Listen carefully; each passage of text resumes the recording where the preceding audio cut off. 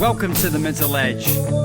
As men, we pledge to live on the edge, to discuss all things we love about being men with an infectious transparency that's laced with just the right amount of man humor. If you're on a journey to self-development and improvement, if you're a seeker of truth or want to find fulfillment and purpose while crafting a brave and successful version of what God has for you, then the Mental Edge is for you.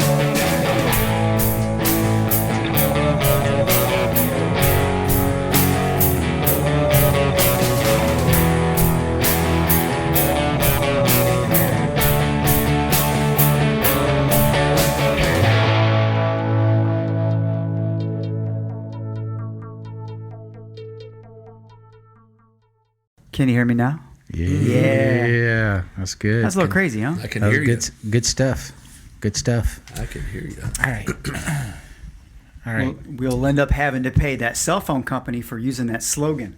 Which one? In 2029, when we're Right. famous. Can you hear me now? Can you hear me now? I go through that all the time. Yeah? With people at church, I try to tell them, we're recording. Yeah. And Yeah. I say, we're online. I say, you guys can't wear shirts and things like that are advertising stuff because Yes. somebody's going to come along and say, hey, Yeah. I want money for that. Yeah, can you imagine that? You know, they do Don't that. want that. They do that with music, right? Oh, yeah. Oh, They yeah. blur it out all the time. When you Brand names. No, I had I recorded my brother doing something. Mhm. Right? Oh, yeah. And I had a song in the background. Oh, yeah. And he's Gonna get messing you. around dancing to it, and all of a sudden, Flagged. got flagged, and now it says so many X amount of people cannot see this video because of the music playing on it. Gabriel, you got those moves like Jagger. Get it, Gabe. Cover songs. Like if you do cover songs, you have to be careful the way you share them because... Yeah, Facebook shut us down during our during COVID because we were playing elevation music in the background. Are you hurting and broken within? Overwhelmed by the weight of your sin? Jesus is calling. Illegal. Facebook jail. Are you kidding Shut me? us off, yeah. No kidding. Well, was that because they don't want people hearing Jesus, or was that because you were copywriting? Probably both. Probably a little of both. Yeah, I would think so. Yeah, well, I'm excited today because we got Pastor Dale Combs here Yeah. from Jubilee Worship Center. This is a lead pastor at the church that I attend, and I'm excited today to be covering, what are we going to be talking about today?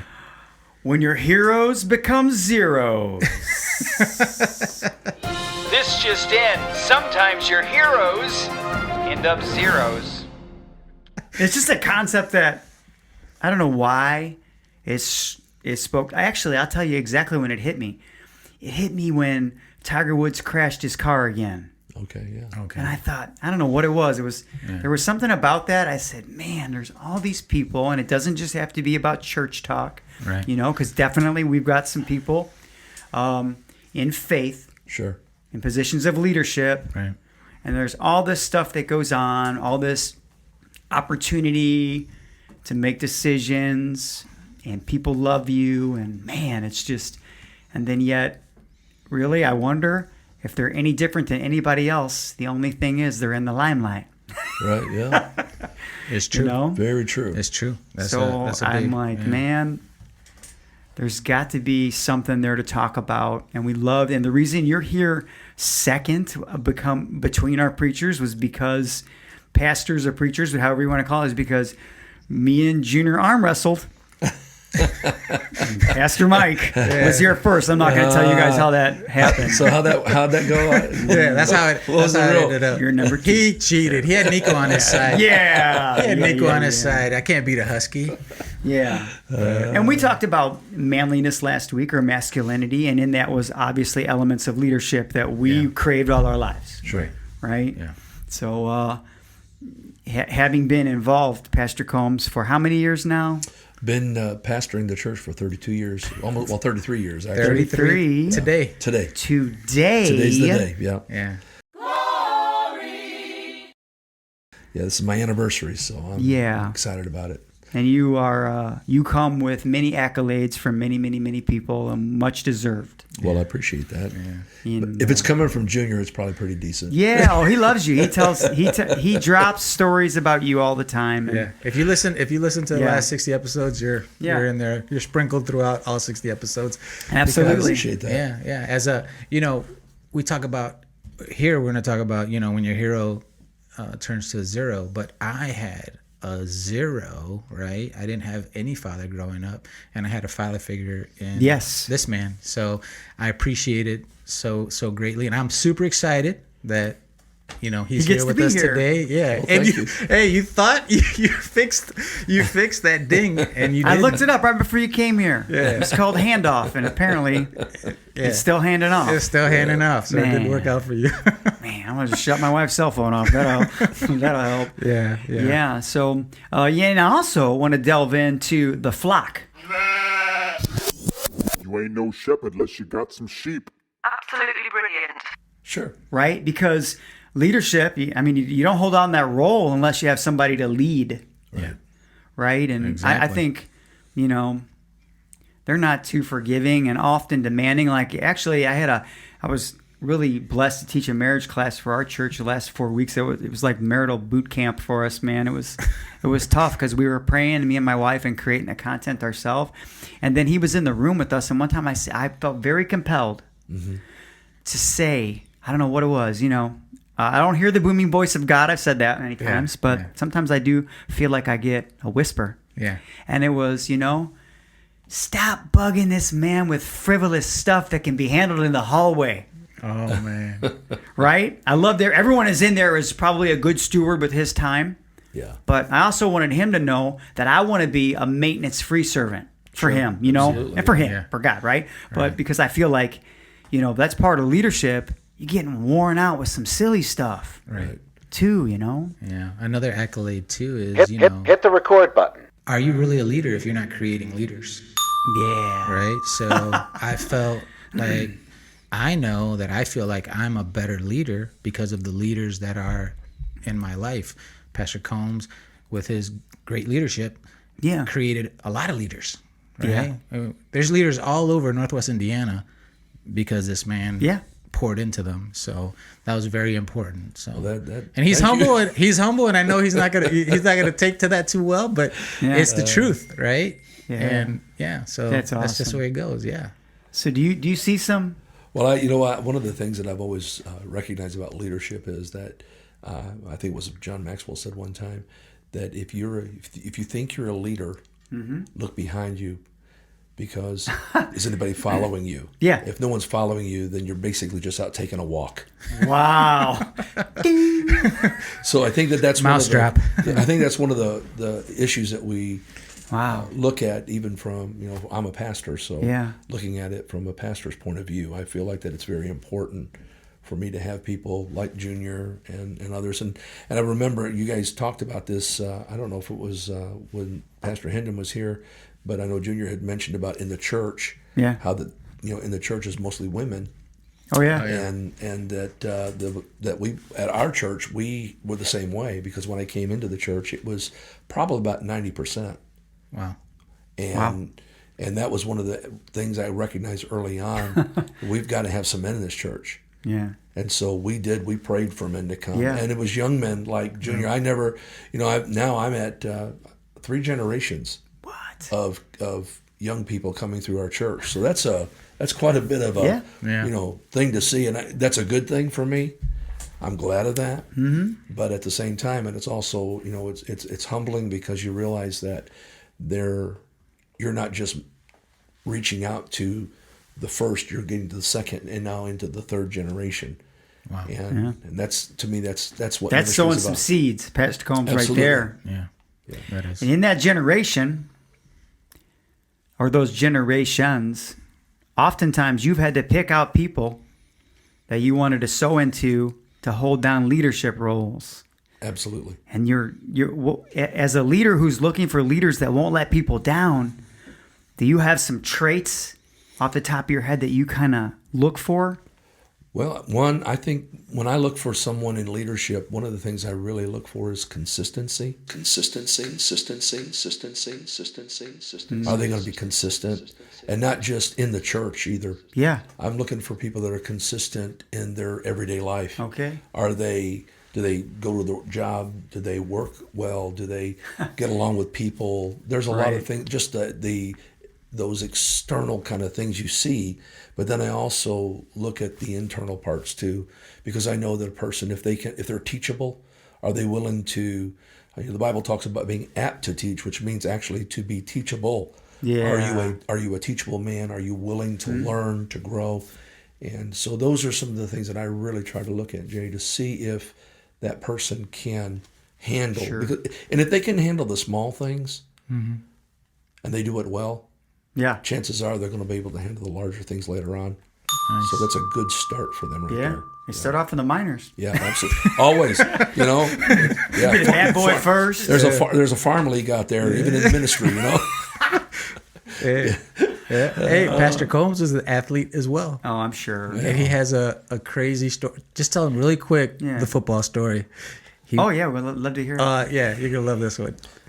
Are you talking about when when you broke something? Man. Yeah. Oh my gosh. I was a sophomore in high school, and we were at practice, and I played middle linebacker and I played running back, and so we were and the linemen had just gone before us, so they were doing their thing on the tackle machines, and so my time on a would come. sled.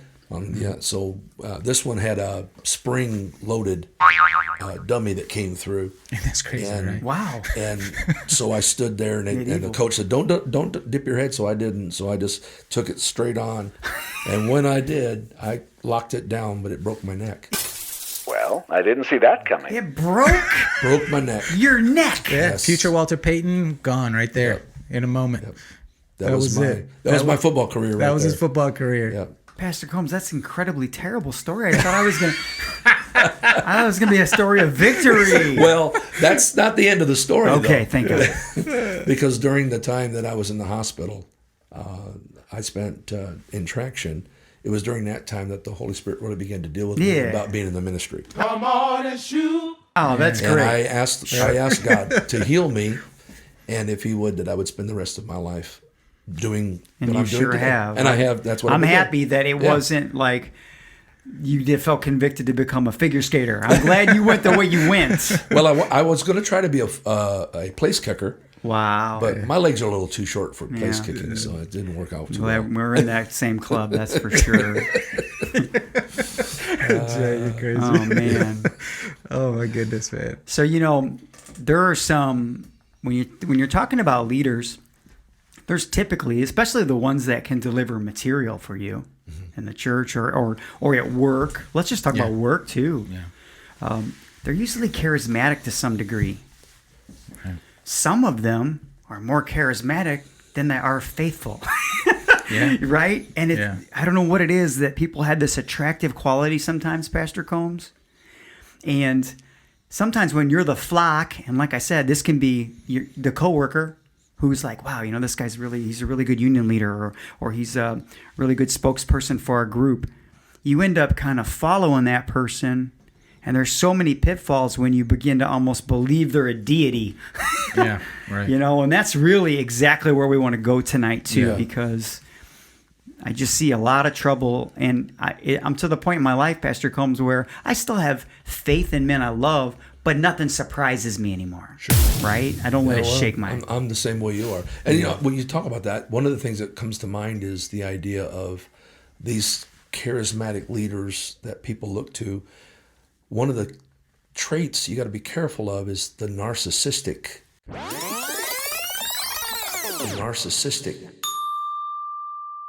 kind of... Yeah, can you explain? Because I struggle with understanding narcissism. Well, and that's, I think everybody does, but I think we know it when we see it. Yeah. Because there is a difference. I mean, a person that's charismatic, that cares about people and what people are doing, even above themselves, versus the narcissistic person is really only concerned about themselves and how they look. They're always with internalizing. People, always. And that's one of the issues that you run into when you deal with people in the corporate world, especially as you get higher up the ladder. You see people in the higher up who have these beautiful jobs. You think, man, they're making 7 figures, some of them, and they're destroying themselves and others around them simply because they have what you said, a God complex. They really feel like that they're above everybody else, and that everybody is subservient to them.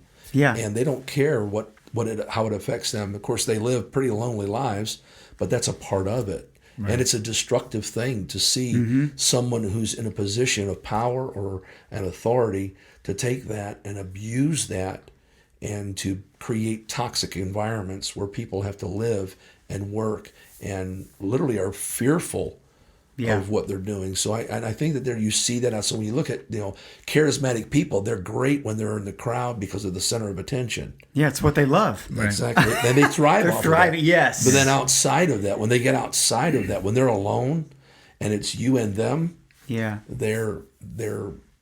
want to kill you. They're going to take every ounce of your life out of you, and they don't really care the cost. They don't care the damage that it brings, and we've seen this. We saw this back when a few years ago when we had the meltdown, economic meltdown. Lehman Brothers, that just wiped out thousands upon thousands of people's retirement funds because of these narcissistic leaders who were in those positions who.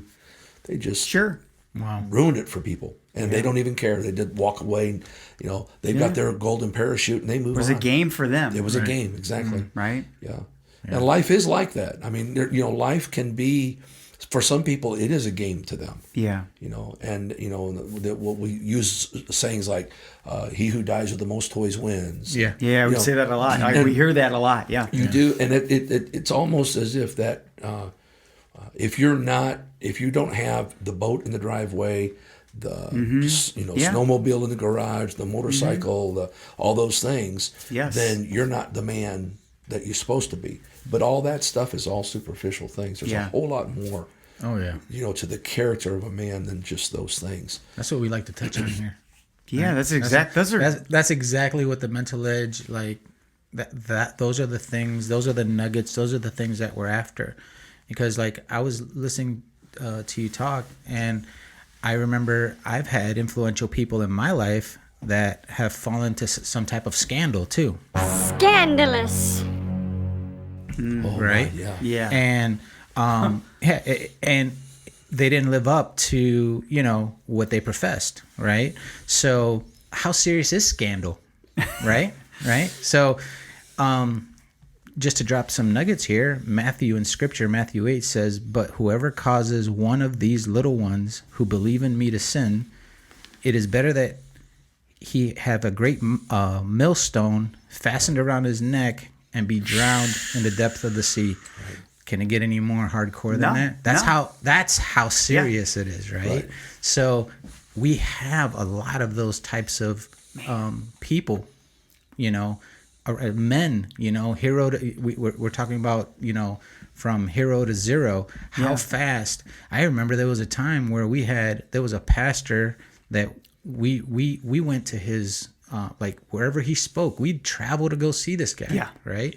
And we'd buy the books and do the teachings. And then all of a sudden it came out that there was this crazy drug and sex scandal about him. I know. Come on, man. And I'm like, no, say it isn't so, because in a way, because that was real early on when I first started going to church, and I remember thinking to myself, no way.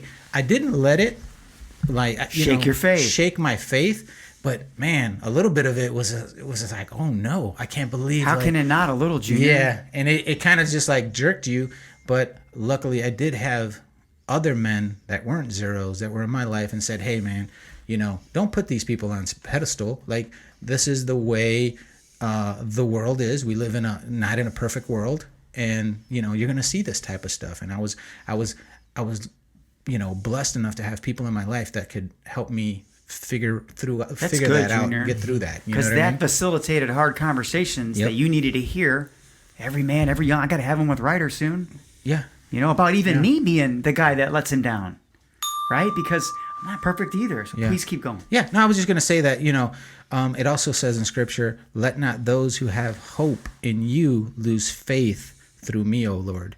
So look at, the amount, like, you have to, watch what you're doing because there's people watching you. Yes. You know what I mean? There's people following you. Ryder is following you. My son is following me. There's people in the church that I heard a lady testify just like 2 weeks ago where, she sings on our church choir, our worship team.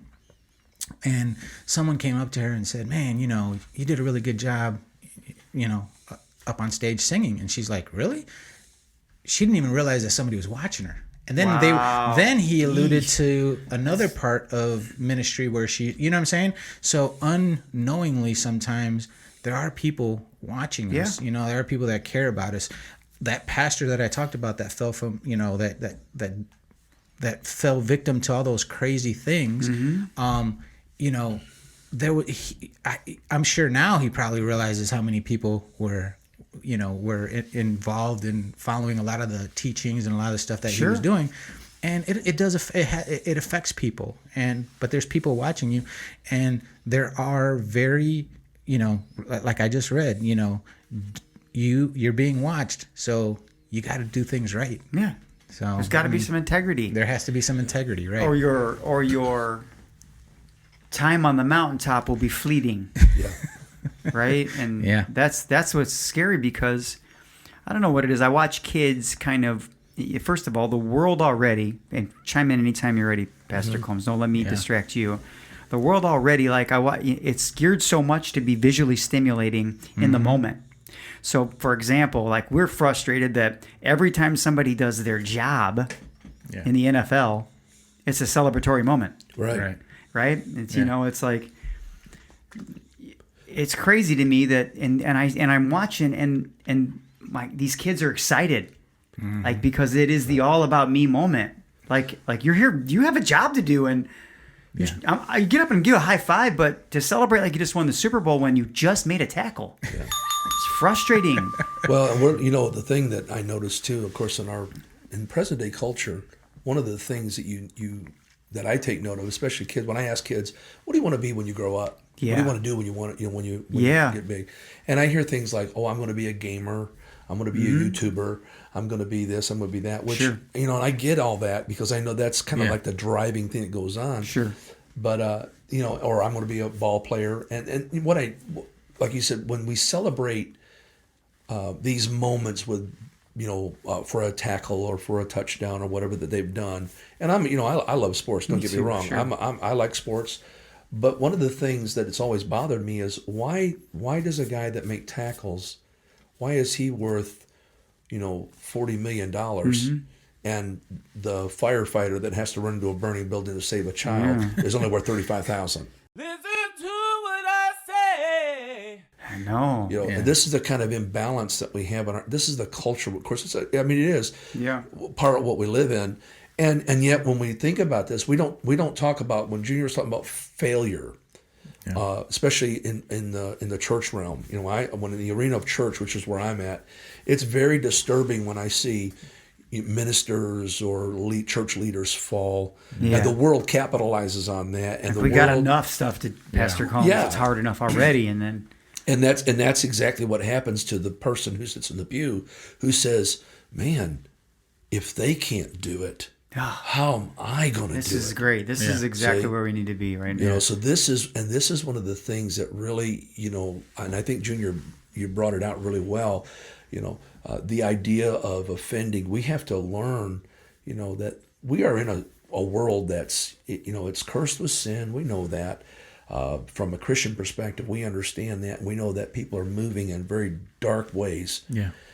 But when it happens inside the church, that's one of the things that really, it stings. And then, not only that, the world takes a hold of that and runs with it. It's low-hanging fruit for them. Yes, absolutely. Yeah. And they run hard with it, and they make it. But then if you talk about the guys like, who was it, the football player that committed murder, and he's spending a life in prison. You know, I think it was Hernandez. You know, Aaron Hernandez, they just made a big movie about it. You know, so they're making this big movie about this athlete. You know, kind of glorifying it almost, right? Almost, and it's like in a weird way. I never even looked at it like that. Almost building a legacy. Almost right? building a legacy. Yeah, and for me, like, just to tie up that last loose end, I truly want to live a life where my private matches like the public.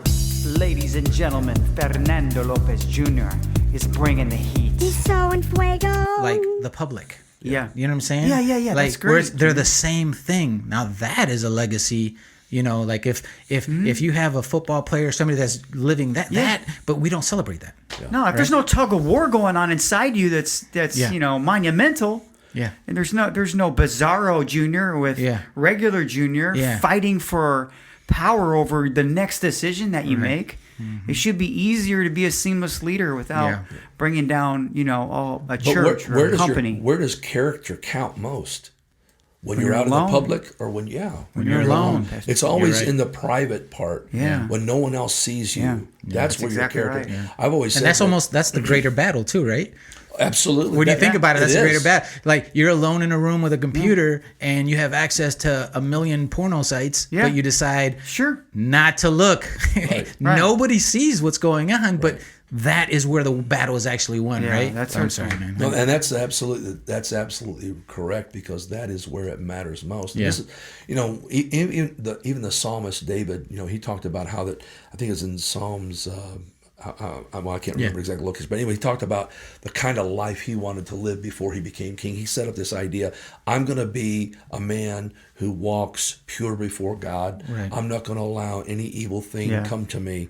And we see him setting this up, but then we know David's life, and we know that David, when he should have been on the battlefield, where was he? Yeah. He was at home, going to the bedroom. Going to the bedroom with the wrong woman. Being like, man, I gotta make this heat. We're gonna have to send her husband to the front lines. Exactly.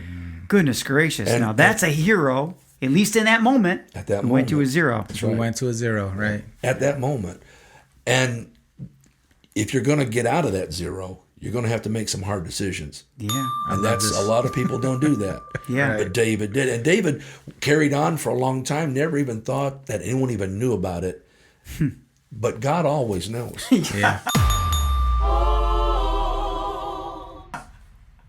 There's going to be this moment of reveal. Absolutely. Right? But I don't want to be the type of person in the flock that's just waiting for the next guy to fail and then says things like, well, they're all hypocrites, you know, and because really those people, they're just grabbing onto an easy excuse, right? Yeah. To be honest with you, right? I mean, they're just being like, it's just awfully convenient. I'll just continue to do whatever it is I want, and just blame the leaders who at least had the audacity to step out. Yeah. Like, right. What about, I mean, I think that's, you know, any leader that's worth his salt is going to be out in the front. Mm-hmm. And who's the target? Yeah. Right. Always the guy in the front. There you go. Boom, mouse drop. Everybody wants a shot at the champ. Exactly. Yeah. That's right. Yeah. I mean, think about when Mike Tyson, you know, when he had to go to prison, they couldn't put him into a prison. They had to put him into a youth prison. Yeah. Because he knew that if they put him in there, everybody's going to try to take Mike Tyson down. Yeah. Everybody's going to want a shot. And who got him? Robin Givens. Of all the people. She hit him the hardest. She hit him the hardest, man. Broke his heart. That's funny. You know, when you guys were talking about like leadership and, you know, fall from grace and, you know, you know, there's a wound taking place, and when one of us hurts, we all hurt. When one of us is strong, we're all strong, right? Mm-hmm. So as fellas, if you're a father and you're in your home, you know, and you fall, your family is gonna hurt.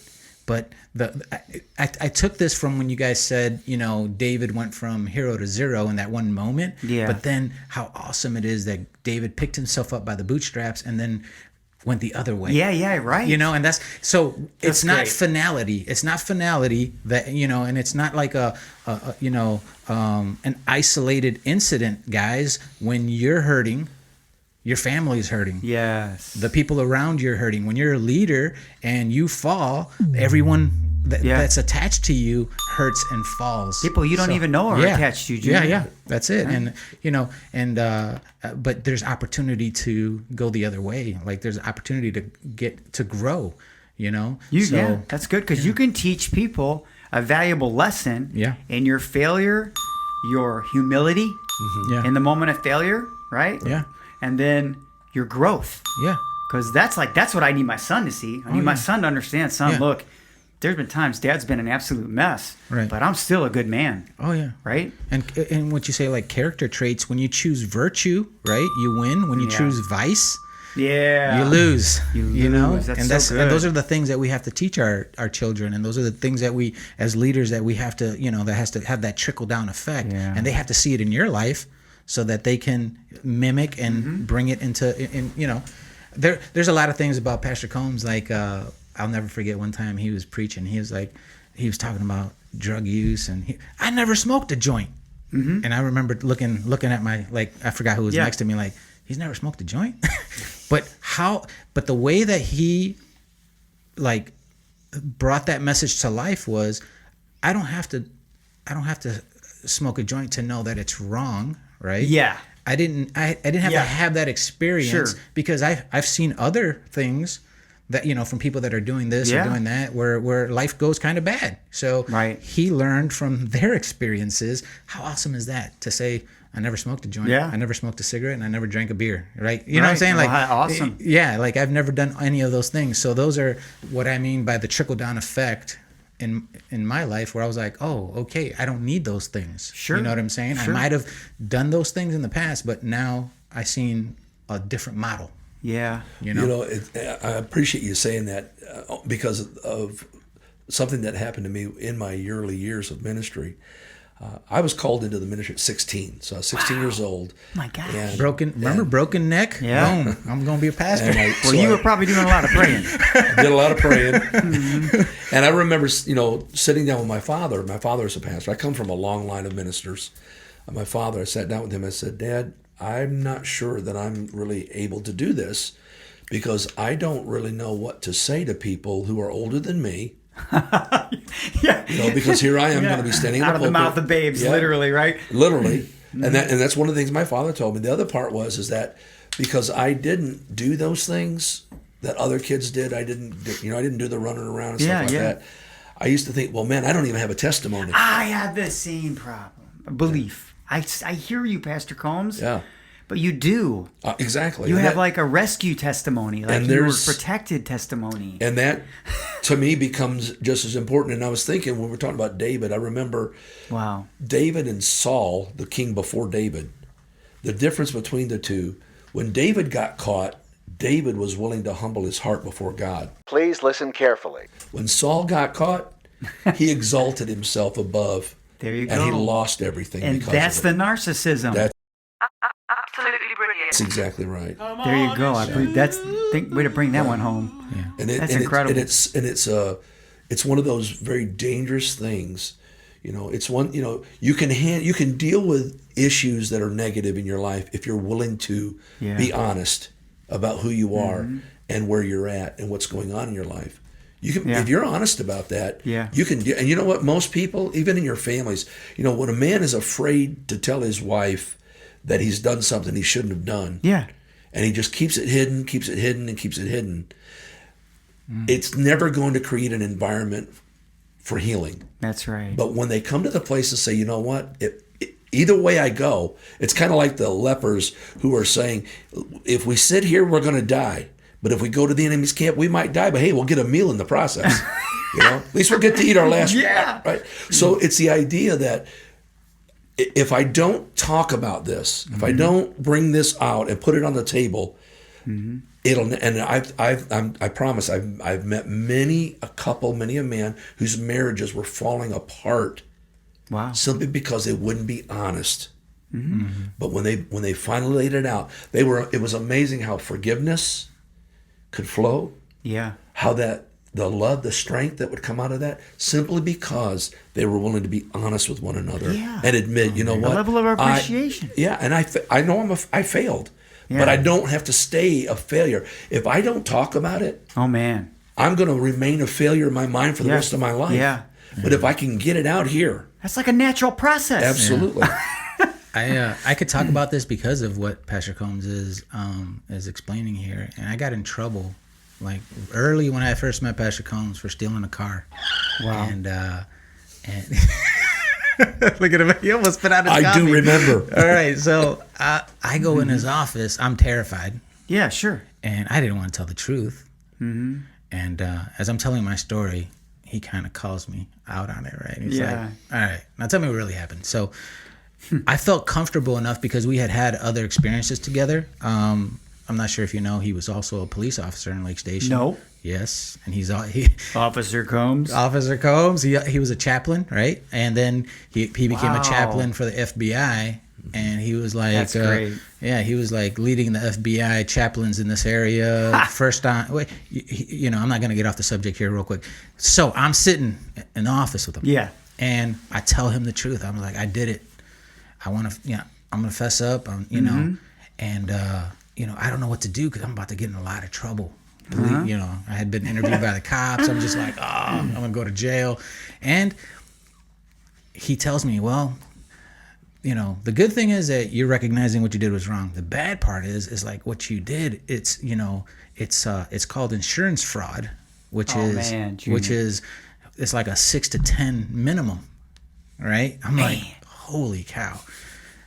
He turns me on to a lawyer friend of his. Yeah. And he tells me, did you do the crime? I was like, yeah. He was like, well, you ready to do the time? And at that moment, I don't know what it was about having that father figure to kind of facilitate me. And, and I was like, you know what I did? And I went and I told the lawyer everything I did. Wow. And when I got done, I guess the lawyer called Pastor Combs, or I'm not exactly how he said, I need you to speak to every one of my clients. he goes, I can't believe that kid told me everything. He didn't hold any punches. But it was because I was transformed, right? Yeah. And wanted to be a man of integrity. So what happened is that crime that I committed was years before. I had changed my life. I wasn't that guy anymore. Wow. But then it came back. Gosh, Junior. And so it was a really pivotal moment in my life. But what I took from what you guys were saying, I told that story because of this. The word that came to mind while Pastor Combs was, and I took notes of it here real quick while he was talking, was broken, right? And I thought about how Jesus brought 12 men that were all broken, right, to follow him, group. Right? And all of them needed what? They all needed a new beginning. They needed redemption, right? Right. And then I wrote this. I was like, never put your trust in princes, mortal men whom there is no help. So we were talking about the heroes to zeros. Yes. Sometimes we put a lot of faith and a lot of trust in just mortal men that cannot help us, that can't do anything for us. So I don't know. That was coming to mind while he was talking. I was just like, man, I have to say something. So well, you finish the story though, because go ahead, how did you feel after it was all over with? I was ready, even if I had to go to prison. I felt amazing, honestly. I had peace in my heart. Yeah, there you go. Because I knew that I was doing the right thing, right? Because I was paying for a crime that I didn't go to prison, I didn't go to jail, none of those things happened. But but yes, I felt peace, and I felt like a man that stood up for what. If I said I was going to do this, I did it, and that's how it changed my life. Yeah, and hiding among your stuff is not a good thing. Right. If you get we talked about David and Saul. When Saul was called to be a king in the Bible said that when they went to find him, he was hiding behind all of his stuff. And that's what he was asking me not to do. Don't hide. You can't hide behind your stuff. You got to get out in front of it. Yeah. If you get out in front of your stuff, things are going to be. Man, you got stuff to deal with. But if you won't face them, they'll follow you, and you'll get caught sooner or later. It'll happen. But if you get out in front of it, and just own it, and then you can deal with it. You can't deal with it if you're not owning it. Mm. But once you own it, you can do it. Yeah. It was a lot harder, right? Before, and then once I owned what I did, I can talk freely about it, and it doesn't own me anymore. That's so crazy because you know what? I can't. It's God's amazing because like this should not relate. Okay. First of all, I don't know what we're gonna find out in episode 80. Junior, I've been with him for 70 episodes, and I find out Junior's at one point he stole a car. He just walks in my house. I love him, right? But there's this. Look at his face. Jay is floored right now. I'm floored. It was a long time. It was a long time ago. I can't wait till the season we talk about bank robbery. Junior knows a guy. Yeah, he knows a guy. Yeah, I know. Looks suspiciously like him. There's a scene in the movie The 8 Mile. Okay. And it's crazy how things can relate. But like I often say is that you'll see God in a lot of things that it's amazing how he uses things, right? And especially as analogies or metaphors. But so it's just obviously it's a story of Eminem growing up in inner city Detroit in a trailer park, a rough life, no support system. Yeah. But he's apparently pretty good at this freestyle thing, right? Yeah. Well, what you do in that realm is you basically just pick on each other, right? You're pretty much just like, I'm just going to pick on everything. There's not much about Junior that's not amazing, right? So I would run out of stuff pretty quickly, but he'd probably start with short if he was pointing right at you. So what Eminem did to his opponent was what Eminem did when it was his turn. He bared everything that person could have used on him. He brought all his shortcomings brought it all out. Yeah, okay. He totally disarmed the enemy yes. by not hiding behind his stuff. Right.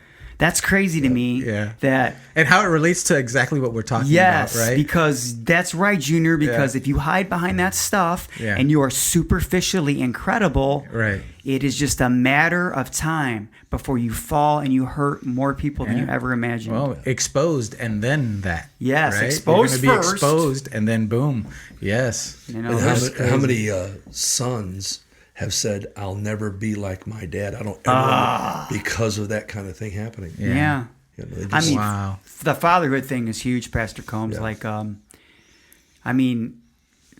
we're here. We feel like this is our goal is to equip while we're learning to be equipped. Right. Okay.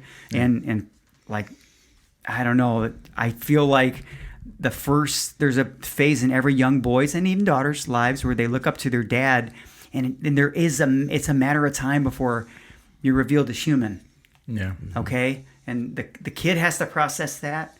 You have to make the most of it. And it takes an awfully mature adult to learn to make the most of your failure for your children. Yeah. Well, I can tell you I'm a father of 2, grandfather of 6. Wow. Congratulations. And he loves his grandkids. I love my grandkids. Yes, I do. They're my life. In fact, my children get mad at me because of the fact that they think I love them more. But I said, well, I would. My dad said, I wish I had my grandkids first. So that's funny. Yeah. But one of the things that I did learn as a father is when we talked about owning things, I had no problem if I did something I shouldn't do, if I talked in a way I shouldn't have talked, if I acted in a way I shouldn't have acted with my kids. I would be the first one to say I'm sorry. Yeah, it's good. But not just say I'm sorry, because say I'm sorry is a cheap way out. Very cheap. Yeah. But to own up to what I've done and to say that, look, this is what I know I've done and I shouldn't have. I'm better than that. And that's the end of it, right? It. Like, no, but you got to understand what you did. There's no explanation. Contingencies. You don't say, but if you wouldn't have done this and then I wouldn't have done that. No, yeah, none of that. We that's just how a man apologizes, Pastor Combs. You own up to it. And we feel like here that if you apologize like that, you actually generate more respect than if you never made a mistake. Absolutely. Yeah. How powerful is that? Everybody's going to make a mistake. Yes. I don't care who you are. Yeah. Except Jesus. I mean, Jesus was the only one, But in the world we live in, there's always things, we could have done better. We could have changed. We could have whatever. But if we can live our lives to the point to where, one, we are an open book, we're not closed, we're an open book, and people can read us and they can know us, and we can be honest about where we're at. Yeah.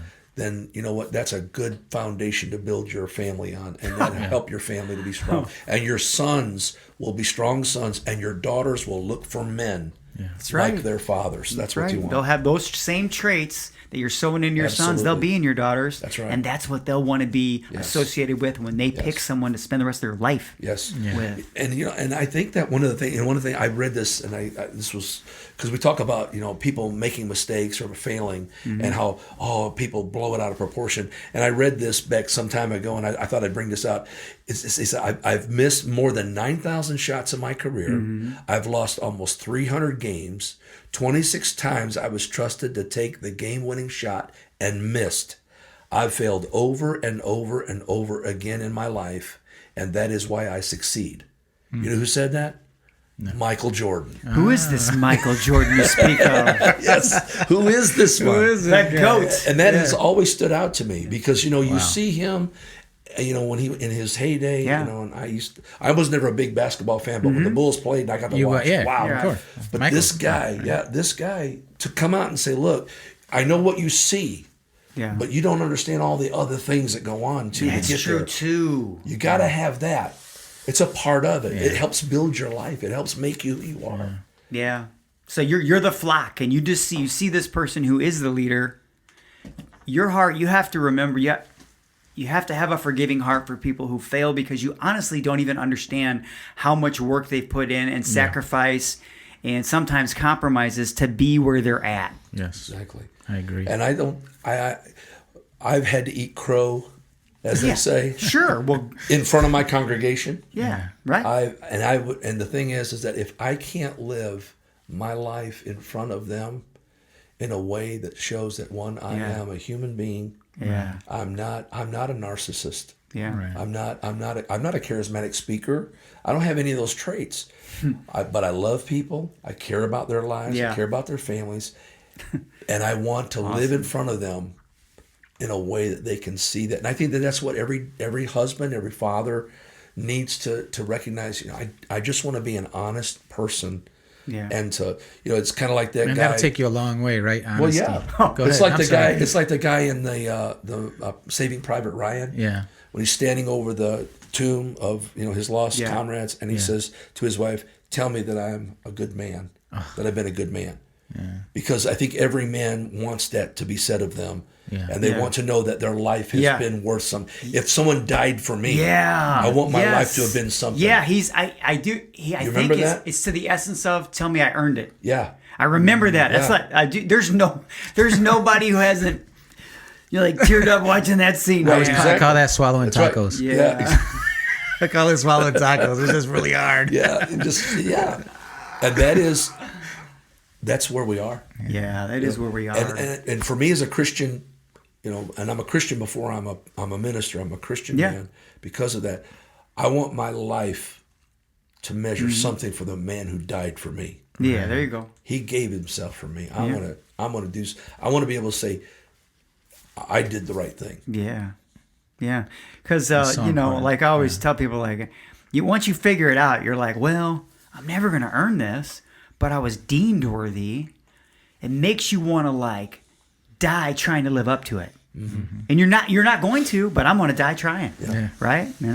That's good stuff, man. Yeah, I like that. Read the book of Ecclesiastes. In Solomon, he talks about all those things. There's nothing new under the sun, and and talks about you get all your wealth and all these things, and then all it is going to be for your children to fight over that when you're gone, and and because people are fighting for this kind of all this stuff, it don't matter. Yeah. At the end of the day, it just doesn't matter. No, you can't. I've done a lot of funerals, and I've never seen a U-Haul trailer pulled by a hearse. It never happened.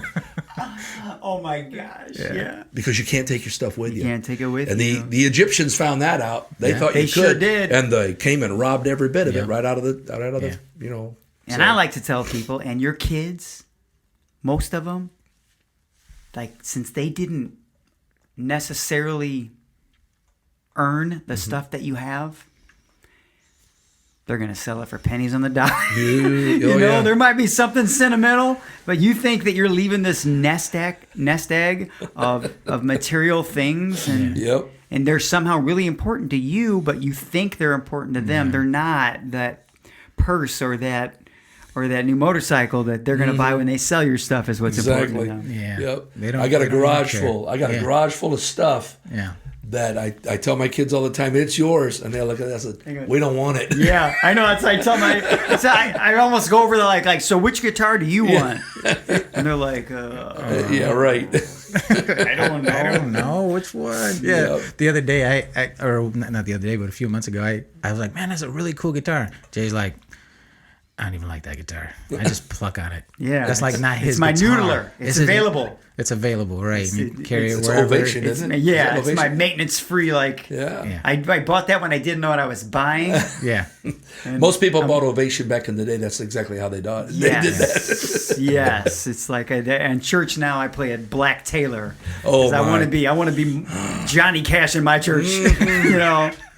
So wow. Yeah. I play a Black Gretsch. So. Oh, awesome.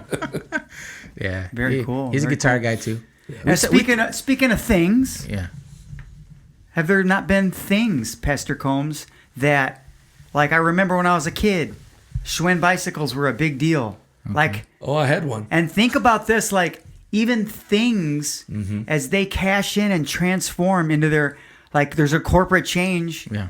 I'm thinking it's still this thing that's amazing, and then I go like, why is this thing at Kmart? Yeah. One day, Mongoose. Right? Yeah. $1,000 kids or $1,000 bicycles. Like, I almost felt let down by that thing for selling out and being built in China. Yep. Yep. You know, so it's not even just people that let us down when we're not concentrating on the Father that's never let us down. I just had that conversation last night. I was thinking to myself, how often do we I had this car I really wanted, and then I got the car, right? Yeah. And the process leading to get to the car, like getting the car, was so exciting. But when I got in the car and I'm in the car, it wasn't as exciting. And then to add insult to injury, one of my kids gets out of the car and they dunk. There was this like one of those yellow, don't hit this pole sitting there. It was the pole before the pole. Yeah, and then boom, they hit the pole. I'm like, oh, I get out, I look, and I thought I'd be super angry, right? Like you'd think, because I really wanted this thing, and then I get out there, and it was just like this huge yellow streak with a dent, and I was just mangled the door, and then it was like that was it. Like there was no more excitement. You thought there would be more emotion. Yeah, there would be more emotion, but the thing is, the point is, like, we put a lot of stock in that, you know, and sometimes we do it, you know, I mean, guys with, like you said, things with cars and you know, cutting your lawn with a John Deere, whatever it is. Yeah. You know? Hey, and that stuff. That's funny. If your faith is in that Cadillac. That's it. Well, every good author who writes a great book ends up seeing it sold in a garage sale. Wow. Yeah, that's pretty amazing, right? So, I mean, if you put your trust in stuff, you get only what stuff can do for you. Oh, yeah. Wow. That's how just awesome is that? Yeah. That's the end of the day. That's deep. Yeah. So you brought up your dad, and I love your dad, and I know you said you were a third generation grandfather, father, and then yourself. What amazing happy moment, right? One of the happiest. It doesn't have to be just for today. Like what moment came? Because I know you brought up your dad a couple times today. What moment, do you remember the most of your dad? I just want to pay honor to Pappy. Yeah, because that's awesome. I appreciate you asking. Yeah. I think probably the greatest honor of my life happened not when I was a kid, but happened in my adulthood with my father. This sounds very familiar to me. Go ahead. Because my father was a pastor and he worked a job, so he didn't like when I did sports. He never came to my games. And I never resented that because I always felt like that my dad was doing something wonderful as a minister. Yeah. So I never had any down thing about that. But the greatest honor I had was when my dad got to see me graduate from college. He was there. Oh, he was there. He was there.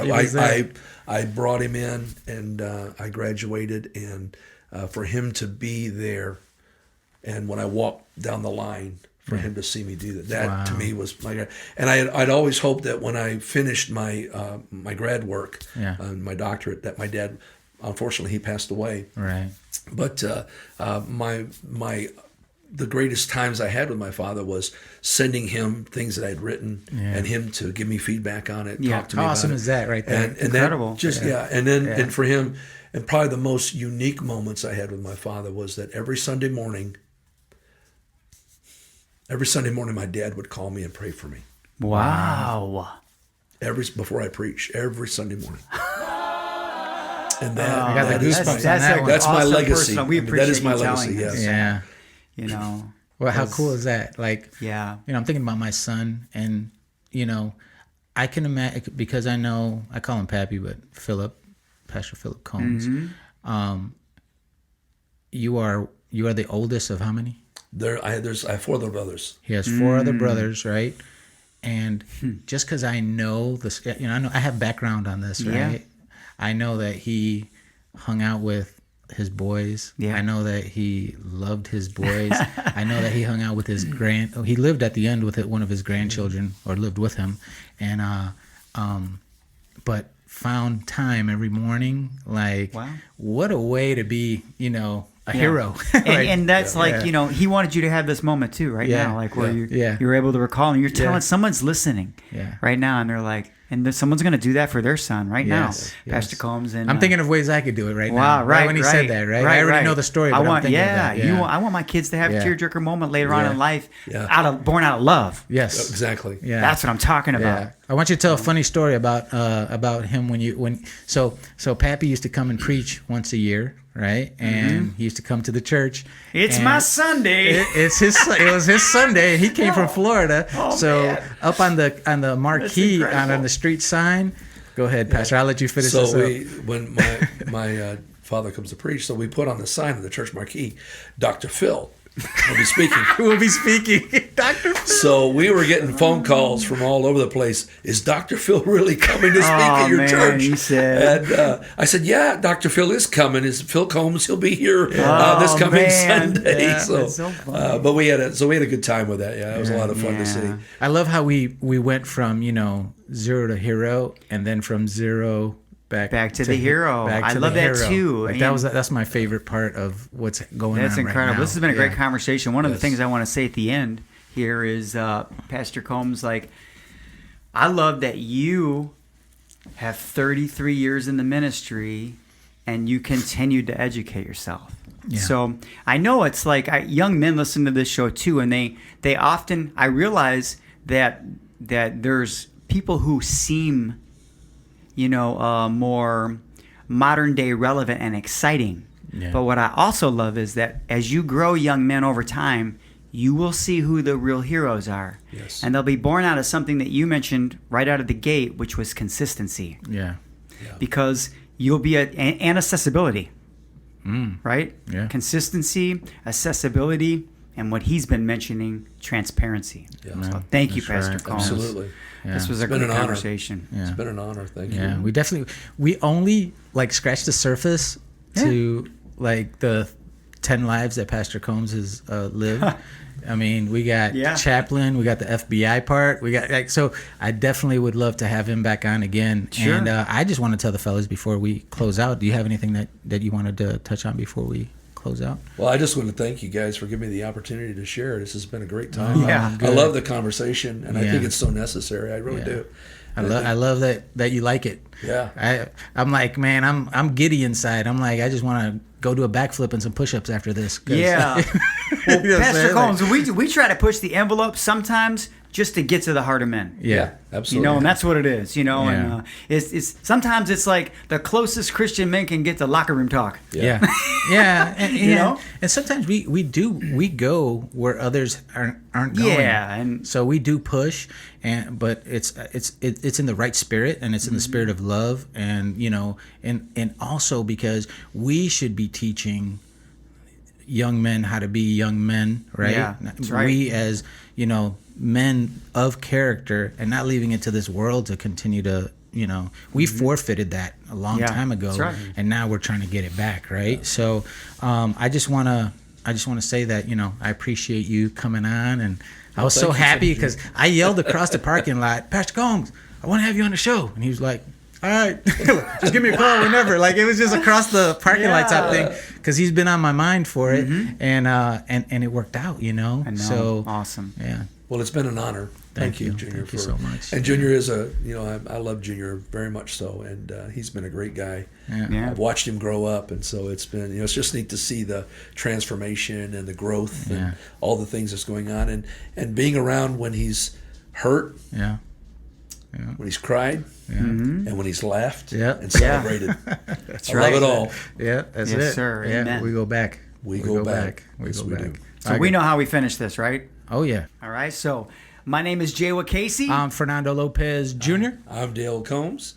This is the Mental Edge podcast. And we out. We out. We out. That was the best one ever. That was the best. Yeah.